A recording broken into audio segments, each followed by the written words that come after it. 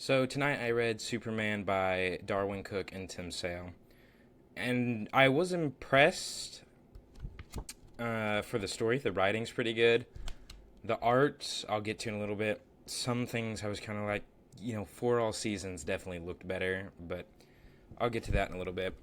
I just want to start it off, saying obviously thank you to my local comic book store for giving this to me. Not giving this to me, but I paid for it. But honestly, support your local comic book stores. They're important, and they keep, us comic book readers doing what we love. Anyways, let's go ahead and get started. So let's talk about the pros. My favorite parts of the book definitely were, Superman facing his own humanity. And I think that was a very important addition to the book.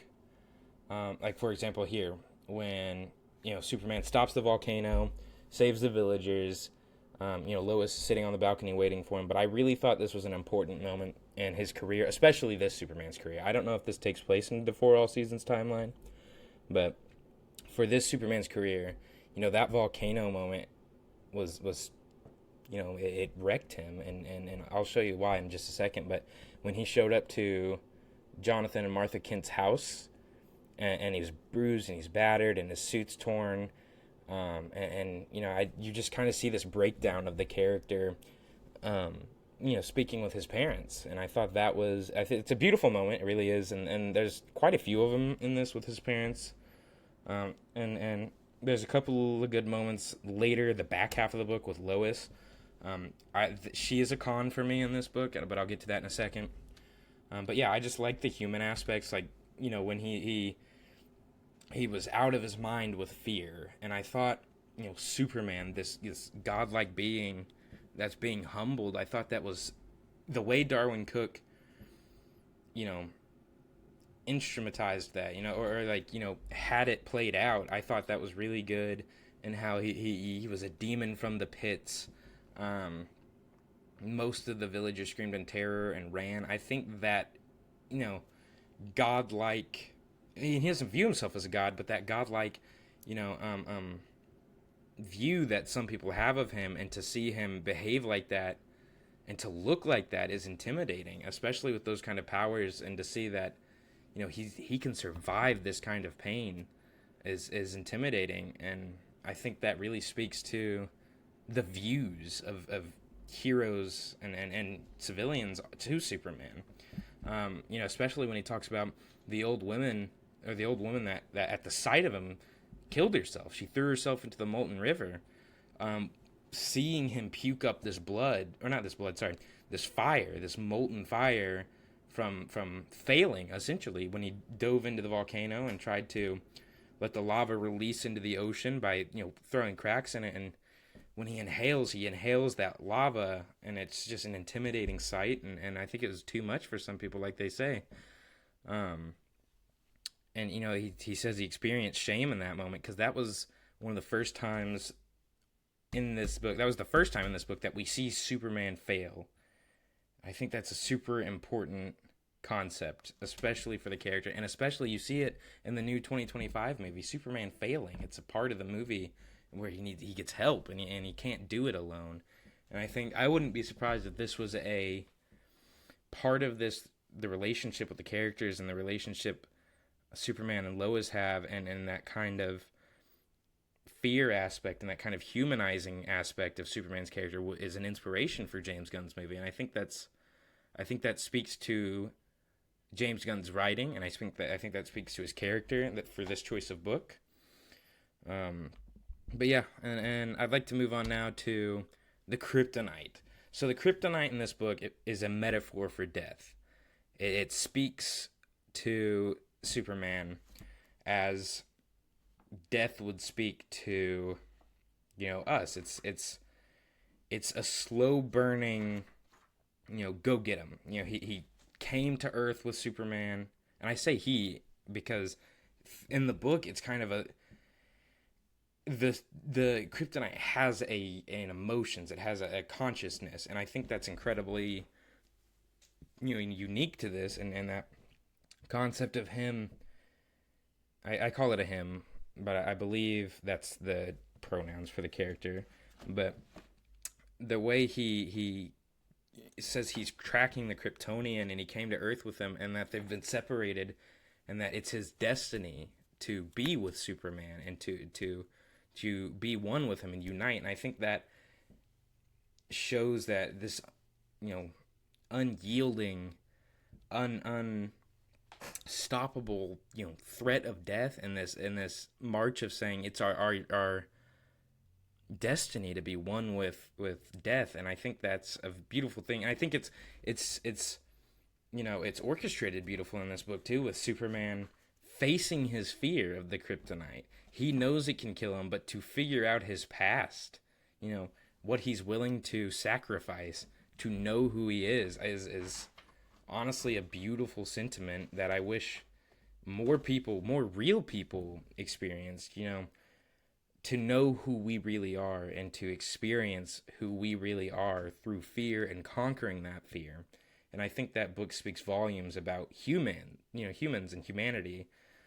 So I think that was really impressive. The villain of the book, you know, obviously Lex Luthor plays a role, but the villain of the book is named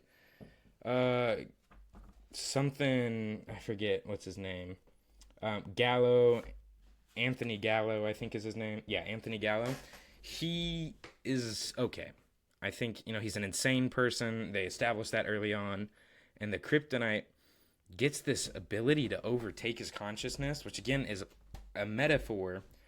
And that ability to speak to Superman physically beyond the metaphysical realm is interesting. And when he convinces Superman to learn more about his past and to risk his death, I think that part was good.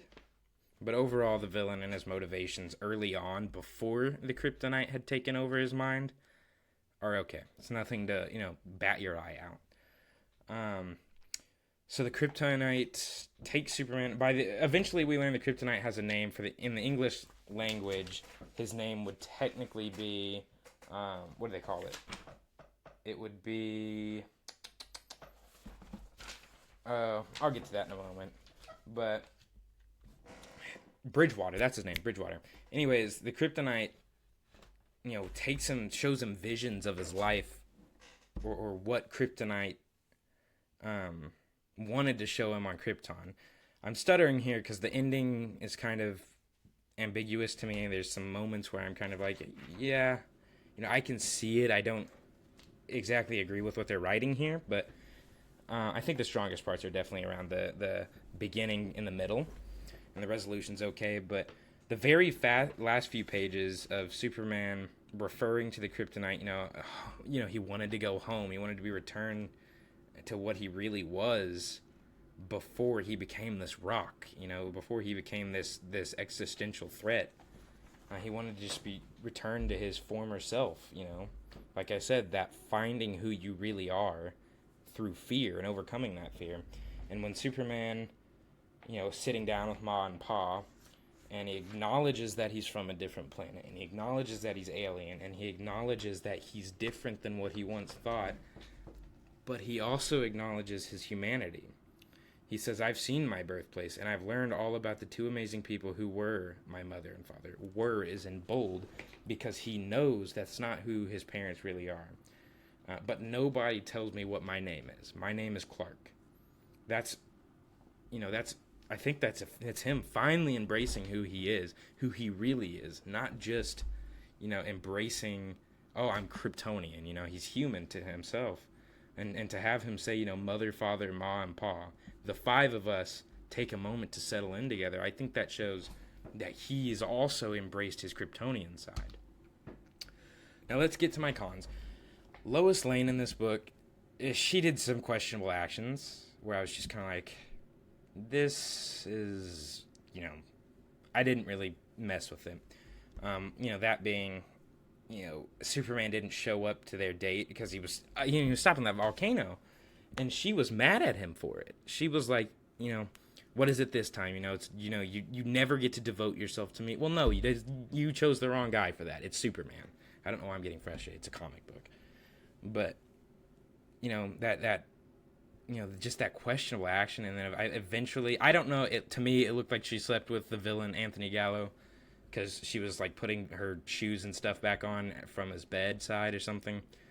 Um, but to question Superman and that time, especially, and while yes, she didn't know about it, but this time of need he has, this time of, questioning his identity, to kind of throw that in his face that, you're a good person, you belong to the world, but you don't belong to my world, and to, hurt him like that is, I don't know. I just didn't like that. The ending, though, kind of reuniting them was nice. It shows a good, healthy future for them. But that I just wasn't messing with that too much.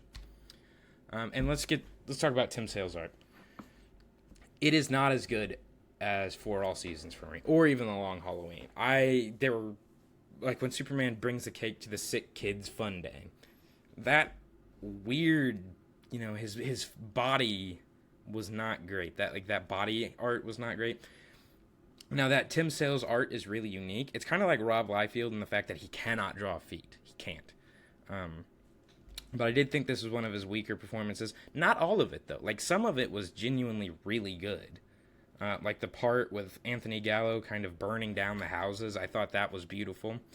And I also do not think it's as good as his Batman renditions. His Batman are fantastical and otherworldly, and they have this from a different worldview, and I think that works in Batman's favor. And the squinting eyes and the Lois Lane's art, it just didn't jive with me that well.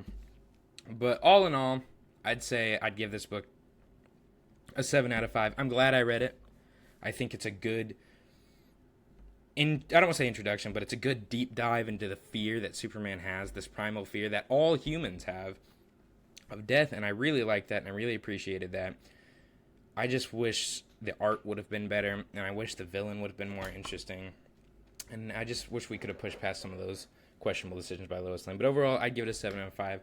Don't forget to like and subscribe, and if you have any comments on the video, leave them below, and I'll try to respond to them.